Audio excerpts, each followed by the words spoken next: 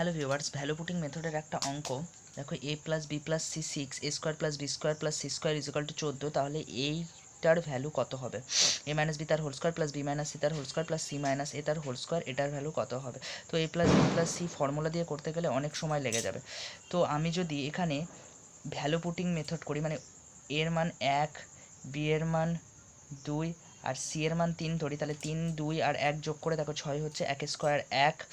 2 এর স্কোয়ার 4, 3 এর স্কোয়ার 9, 9 আর 4 13 আর 1 14 হচ্ছে। তাহলে এখানে ওই ভ্যালুগুলো বসিয়ে দিই। এ এর মান তাহলে 1 ধরেছি, তাহলে 1 মাইনাস বি 2, তাহলে 2 থেকে 1 গেলে -1, -1 স্কোয়ার, তারপরে প্লাস বি এর মান 2 ধরেছি, 2 থেকে 3 গেলে -1 এর স্কোয়ার, প্লাস সি এর মান কত ধরেছি, সি এর মান 3 ধরেছি, এর মান 1 ধরেছি, 3 থেকে 1 গেলে 2 এর স্কোয়ার, তাহলে 1 স্কোয়ার 1, 1 স্কোয়ার 1, 2 এর স্কোয়ার 4, 4 আর 1 5 আর 1 6, অপশান ডি এটার উত্তর হবে। তাহলে